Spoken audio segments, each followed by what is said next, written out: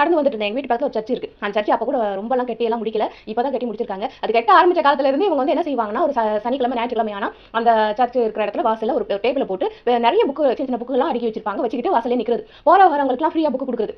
கொடுத்துட்டு அவங்க என்ன கேட்கறாங்க அப்படின்னா, உள்ள வந்துட்டு போங்களேன், கொஞ்சம் வந்து உள்ள வந்துட்டு போங்களேன், நீங்க ஒரு என்ட்ரி போட்டு போனீங்கன்னா எனக்கு காசு கிடைக்கும். இதை தான் சொல்றாங்க. என்கிட்டயே வந்து 2-3 வாட்டி சொல்லியிருக்காங்க. அந்த சர்ச்சை கட்டி முடிக்கிறதுக்குள்ள நானே இந்த விஷயத்தை 2-3 வாட்டி இந்த விஷயத்தை நான் கடந்து வந்திருக்கேன். அவங்க என்ன சொல்றாங்க, நீ உள்ள வந்து ஒரு கையெழுத்து போட்டீங்கன்னா எனக்கு வந்து காசு கிடைக்கும். இதுதான் வந்து அவங்க சொல்றது. எதுக்காக இப்படி சமயத்தை கூவி கூவி விற்கிறீங்க நடு ரோட்ல இருந்து? கேவலமா இல்லையா உங்களுக்கு?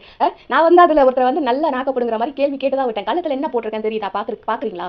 என்ன எதுக்காக நீங்க இதுக்குள்ள வந்து வர சொல்றீங்க? நீங்க அப்படின்னா, நீங்க சைன் போட்டா எனக்கு வந்து காசு கிடைக்கும் மேடம், எனக்கு ஒரு உதவி பண்ணக்கூடாது அப்படின்னு கேட்கிறாரு. கேவலமா இல்லையா? இது வந்து இது என்ன லிஸ்ட்ல உங்களை சேர்க்கறதுனே எனக்கு வந்து புரியவே இல்லைங்க. நான் வந்து எந்த விஷயத்துக்காகவும் அந்த இடத்த கிராஸ் பண்ணி போறேன் வரேன். ஸோ எங்க வீட்டு பக்கத்துல இருக்கிற இடம். ஸோ நான் கிராஸ் பண்ணி போகத்தான் செய்வேன், வரதான் செய்வேன். போற வரவங்க எல்லாம் பிடிச்சிட்டு நீ வந்து ஒரு சைனை போல அந்த வடிவேல் காமெடி ஒன்று இருக்கும் பாருங்க. சும்மா நடந்து போயிட்டு இருப்பாரு. ஒருத்தர் வந்து நீ வந்து ஊசி போட்டு போங்களேன் அப்படின்னு சொல்லிட்டு கூப்பிடுவார் பாருங்க. அதே வேலையை தான் இந்த கிறிஸ்டியன்ஸ் பண்ணிட்டு இருக்காங்க.